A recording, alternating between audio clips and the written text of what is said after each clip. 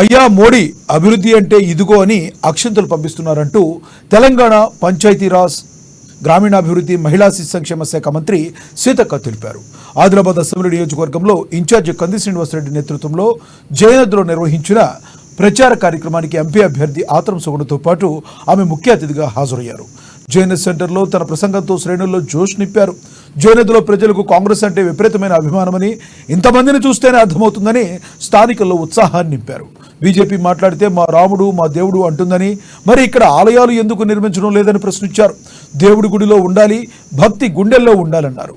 అయోధ్యలో కట్టిన రామ మందిరానికి ఇక్కడ ప్రజల నుండి కూడా పన్నులు వసూలు చేశారని, బీజేపీ ప్రభుత్వం 1,00,000 ఉద్యోగాలు ఇస్తామని ఇప్పటి వరకు ఎన్ని ఉద్యోగాలు ఇచ్చారని ప్రశ్నించారు.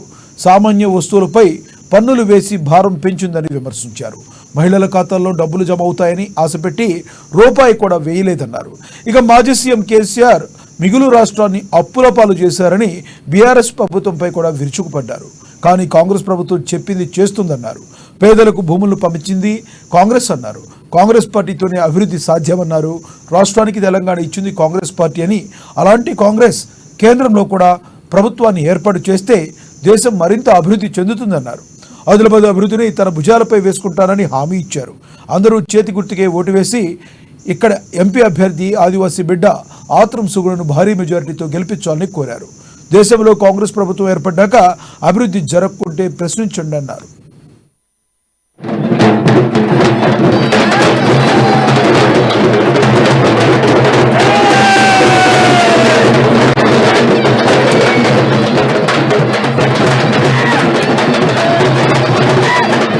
ఇప్పుడు ప్రజలందరూ మన కాంగ్రెస్ ప్రభుత్వం కట్టిన ఇందిరమ్మ ఇళ్లలోనే ఉంటున్నారు.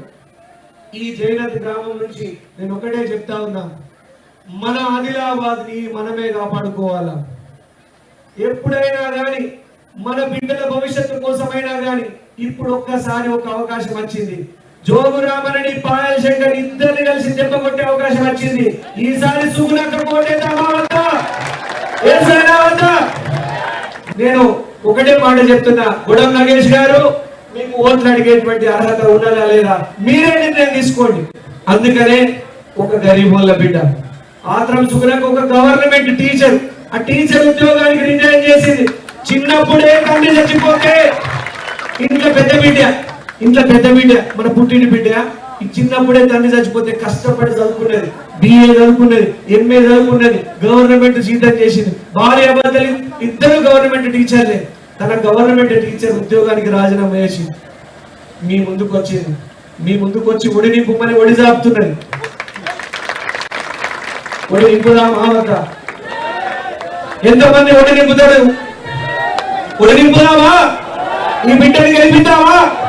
ఈ బిడ్డని గెలిపిస్తే ఆదిలాబాద్ నియోజకవర్గమైనటువంటి జైనర్ మండల్ అన్ని నలుమూలల నుంచి విచ్చేసినటువంటి నా అక్కలకి, అన్నలకి, తమ్ముళ్ళకి అందరికీ కూడా పాదాభివందనాలు తెలియజేస్తూ ఈ పార్లమెంటు ప్రచారంలో భాగంగా మరి ముఖ్య అతిథిగా విచ్చేసినటువంటి డైనామిక్ లీడర్, సమ్మక్క సారక్క వారసురాలు, మరి మన ఉమ్మడి జిల్లా ఇన్ఛార్జి మంత్రివర్యులైనటువంటి మా సీతక్క గారికి, అదేవిధంగా ఆదిలాబాద్ నియోజకవర్గం ఇన్ఛార్జి మరి సోదరుడు కంది శ్రీనివాస్ రెడ్డి గారికి మీ అందరి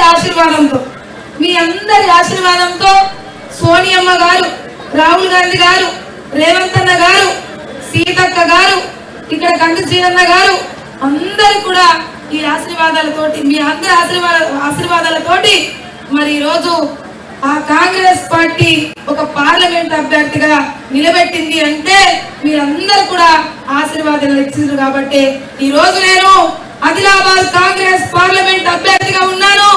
తప్పకుండా కంది శ్రీరన్న చెప్పినట్టుగా మీ మధ్యలో ఉంటా, మీ సమస్యల్లో ఉంటా, ఎల్లవేళలా మీకు తోడు నీడగా ఉంటామనేసి తెలియజేస్తున్నాం.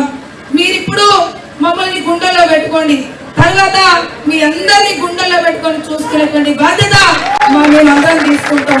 మరి ఈ రోజు లక్ష్మీనారాయణ గారి సన్నిధిలో జైనాథ్ అంటేనే ఒక పురాతనమైనటువంటి గ్రామం.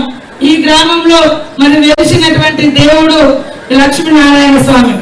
మరి అలాంటి దేవాలయానికి ఈ రోజు బీజేపీ వాళ్ళు మాట్లాడితే దేవుడు దేవుడు అంటుంటారు. మరి 100 ఏళ్ల చరిత్ర ఉన్న జైనాథ్లో ఉన్నటువంటి లక్ష్మీనారాయణ స్వామికి ఏమైనా డెవలప్మెంట్ కు నిధులు ఇచ్చిరా?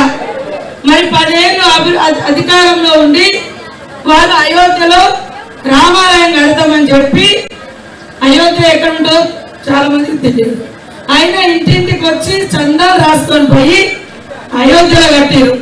కానీ మన ఊర్లో 10 ఏళ్ల నుంచి ప్రభుత్వం ఉండి కూడా 10 రూపాయలు కూడా ఇవ్వలేదు. ఇల్లు గడప గడప తిరగండి, ఆ ఇంటికి ఏమి ఇచ్చింది బీజేపీ? ఆ ఇంటికి కాంగ్రెస్ ఉన్నప్పుడు ఏమొచ్చింది? ఇప్పుడు 3 నెలల్లో మనం ఏమి ఇస్తున్నాం? వివరించండి. ఒక్క అవకాశం మహిళకి ఇవ్వండి. ఈ రోజు